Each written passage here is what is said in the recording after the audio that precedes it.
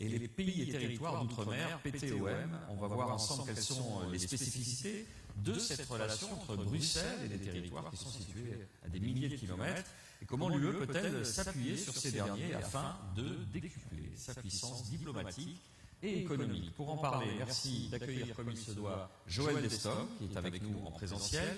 Il est membre du groupe Diversité Europe au sein du Comité économique et social européen. Bonjour. Merci d'être avec nous. Stéphane Bijoux est lui député européen et selon ce néologisme un petit peu dérangeant, en distanciel, on le voit, superbe, le drapeau, tout est en ordre. Vous êtes avec nous, Stéphane. Bonjour. Bonjour. Ben on va commencer avec vous, justement. C'est vous qui vous y collez avec cet acronyme bizarroïde. Qu'est-ce qu'on appelle les régions ultra-périphériques? Alors, les RUP, ces régions ultra-périphériques, qu'est-ce que c'est?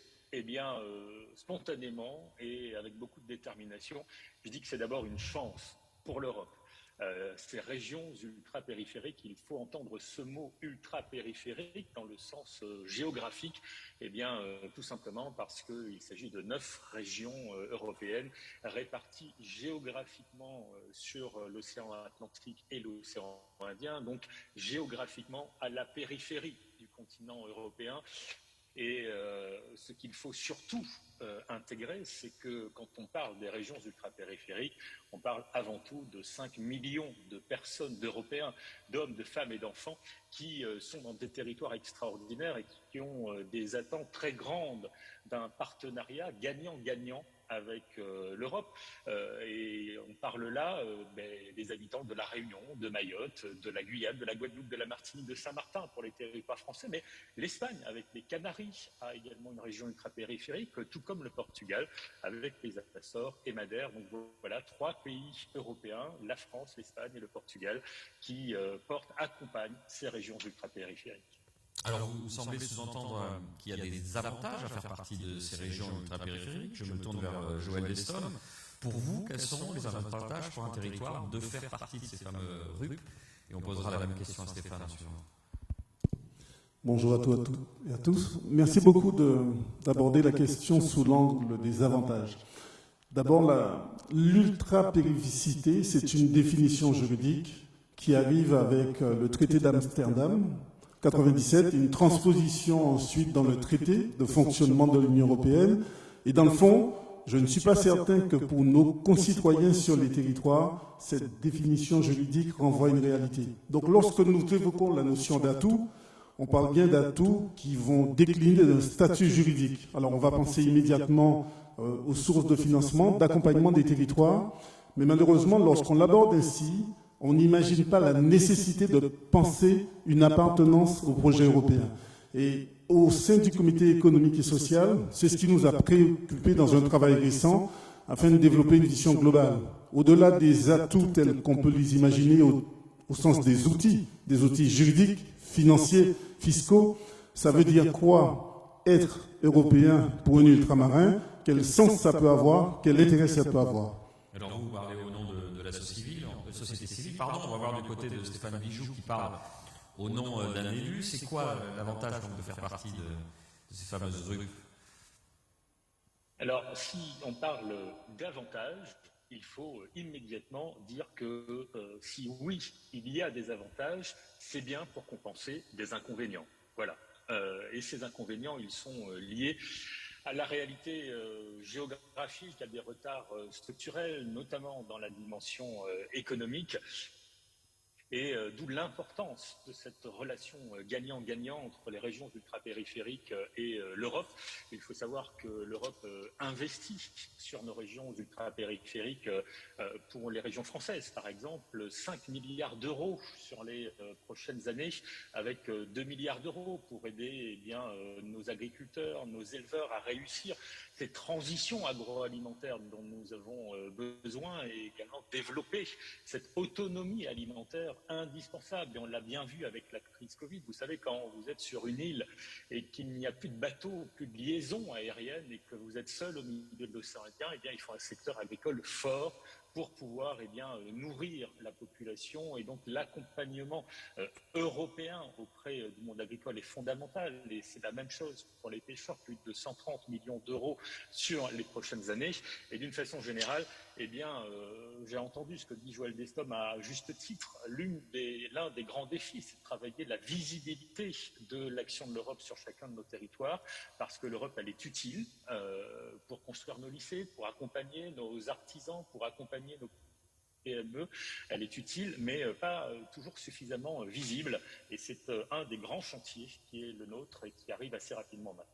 Alors, comment on fait pour compenser ce déficit? Comment on fait pour être dans ce faire savoir? Parce que visiblement, d'après ce que sous-entendait Joël, les gens qui habitent dans ces régions-là ne sentent pas l'influence de l'Europe, ne se sentent pas particulièrement européens.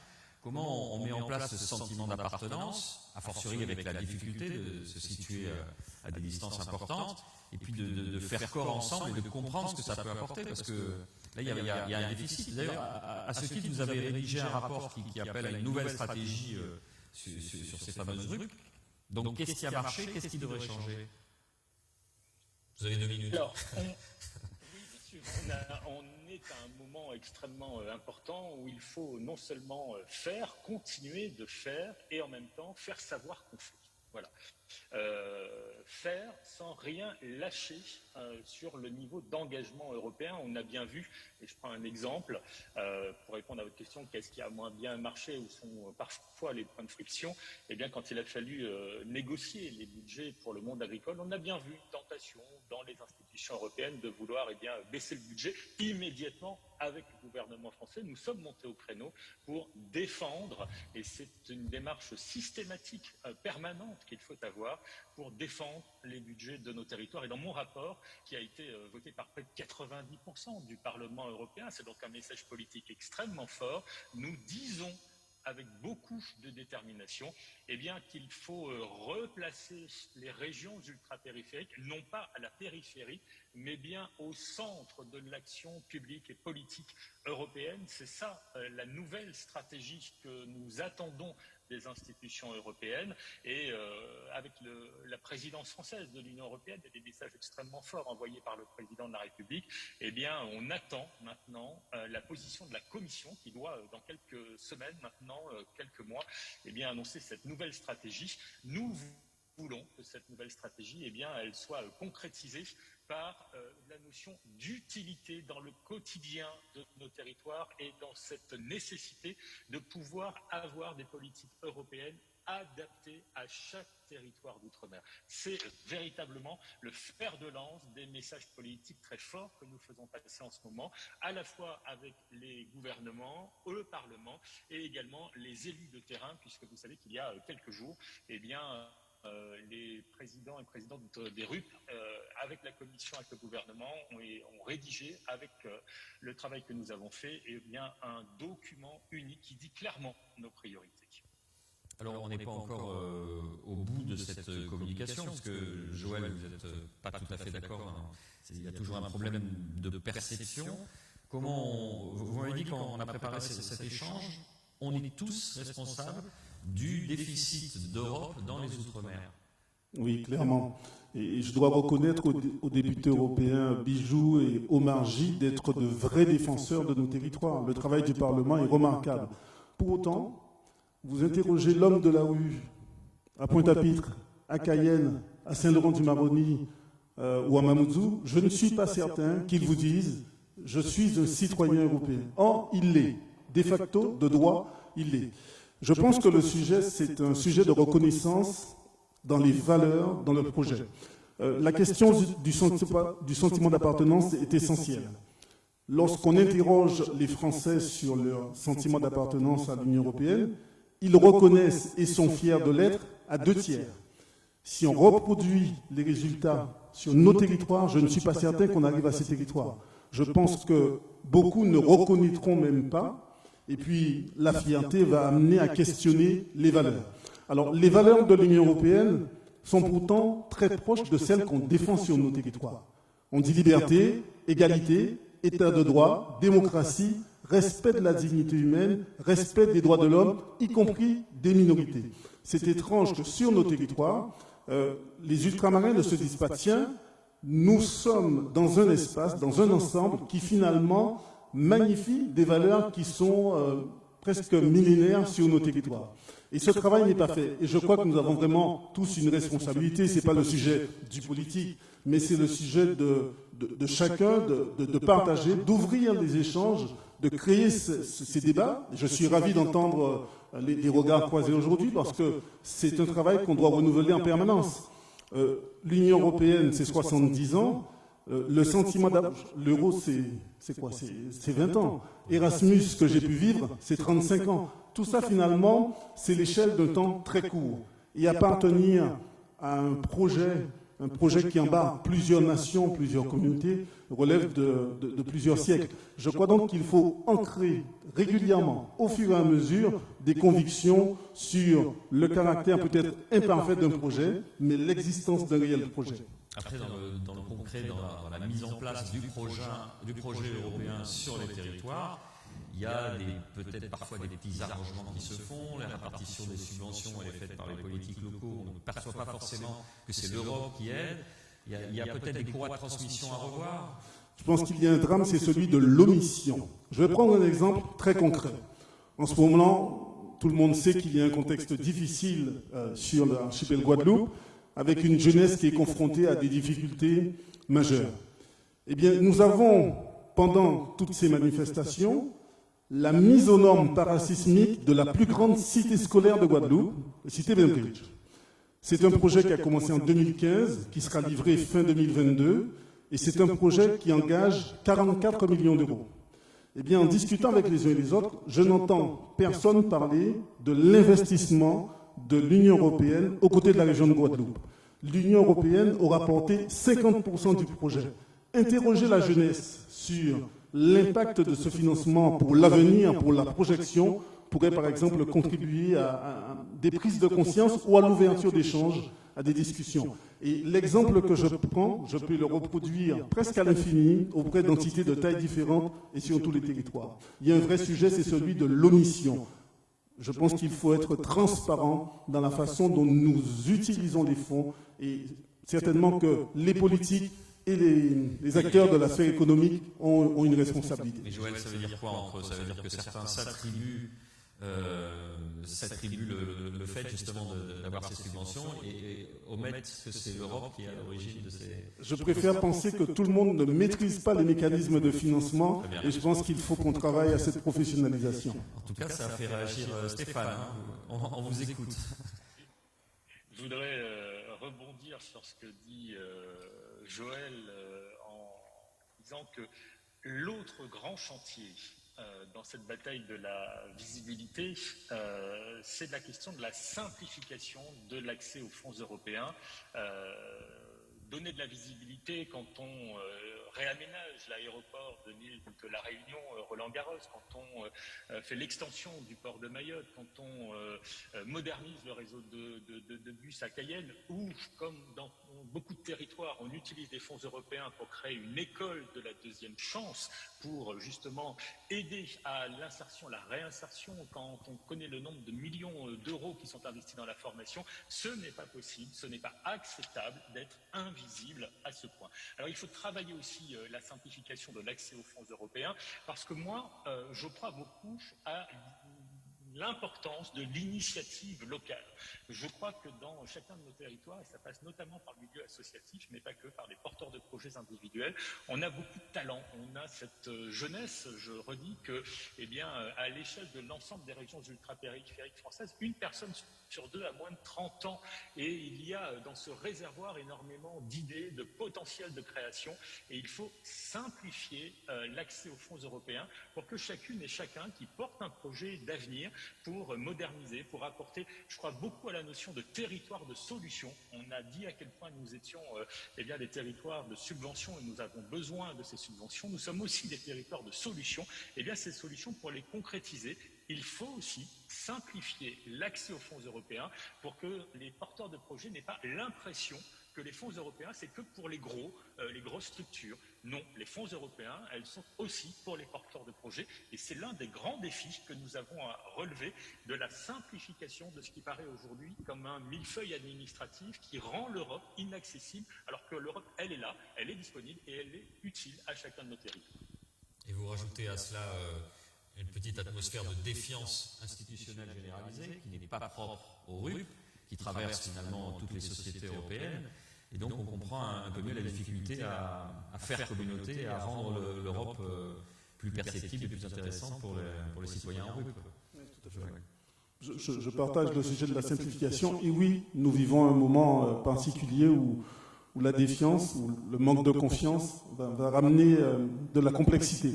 Pour autant, je pense que le moment que nous vivons est historique parce qu'il peut permettre de choisir de regarder l'avenir.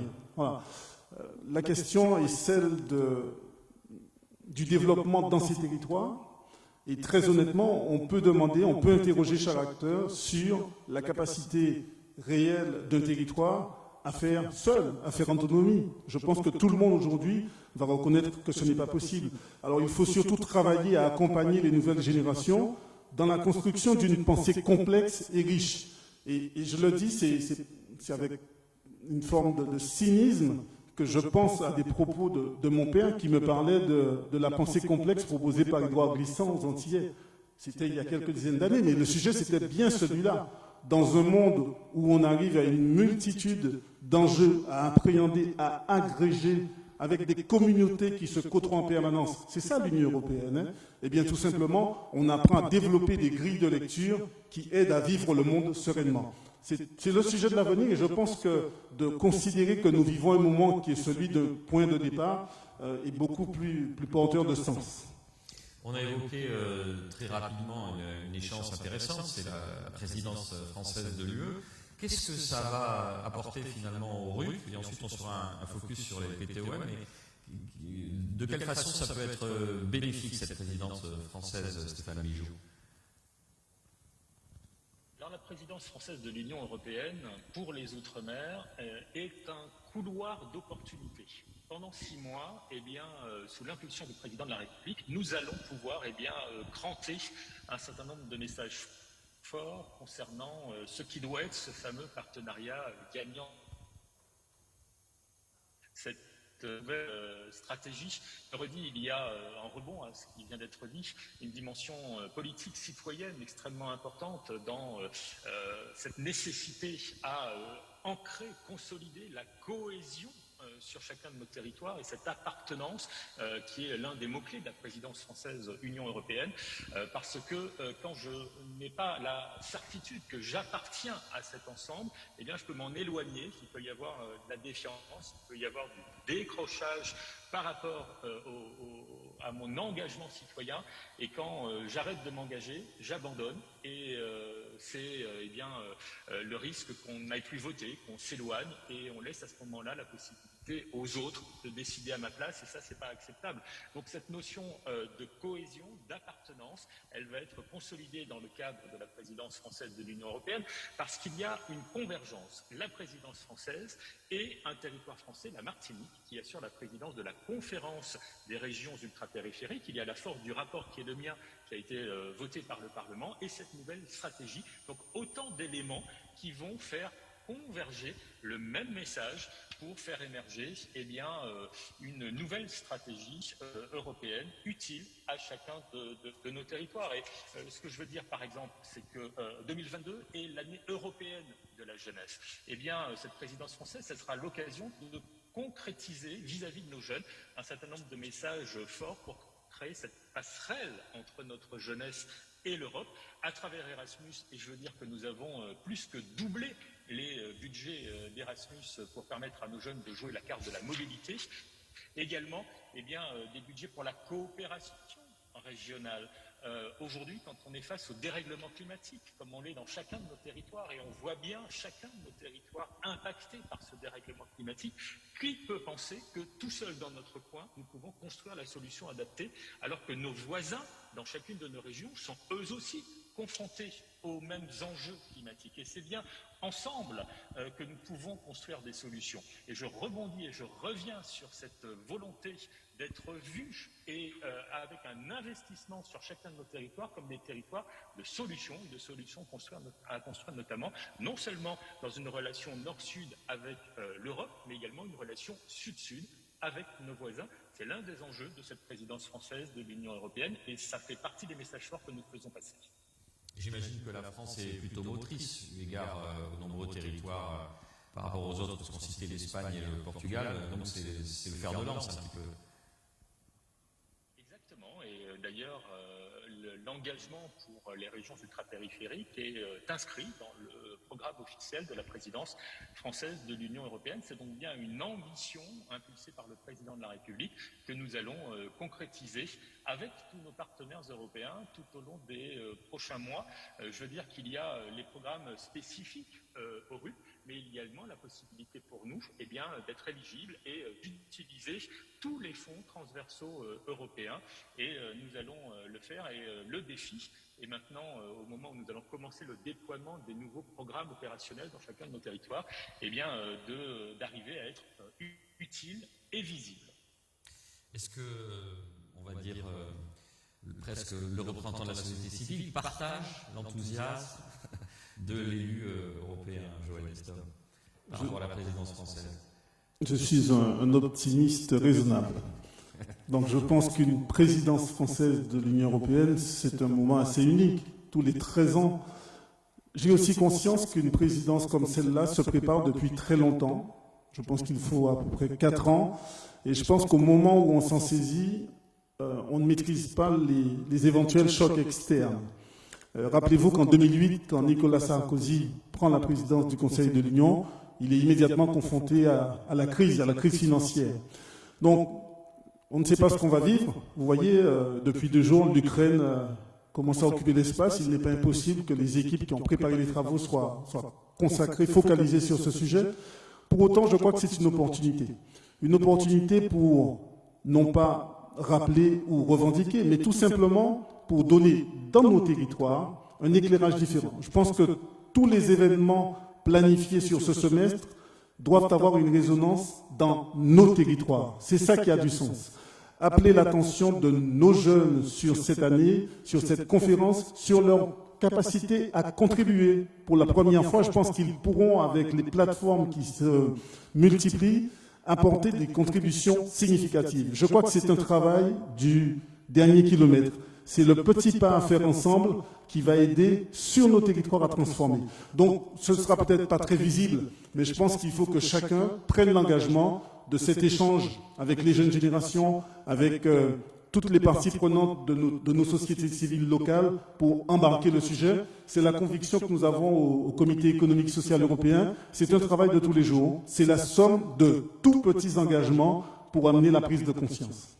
Sans compter qu'il y a aussi souvent un décalage entre la métropole et le reste, c'est-à-dire qu'on peut parfois imaginer qu'on est bientôt en sortie de crise sanitaire, et ce n'est pas tout à fait le cas pour les régions ultra-périphériques. Oui, mais vous voyez, là aussi, je préfère imaginer que c'est une opportunité, parce que finalement, les plans de relance qui seront déclinés par région commencent tout doucement à s'appliquer dans nos outre-mer. Alors, la mise en place d'un plan de relance, c'est certainement l'occasion de rappeler l'engagement de l'Union européenne et sa transformation en quelque chose de très concret. Lorsque, pour un plan de relance, je vais décider d'investir X euros dans un projet de mise aux normes ou de lancement d'une usine, il faut ramener au nombre d'emplois créés, attirer l'attention du jeune sur ce que ça peut signifier et rappeler que cette intention s'inscrit dans un mouvement beaucoup plus large, beaucoup plus global.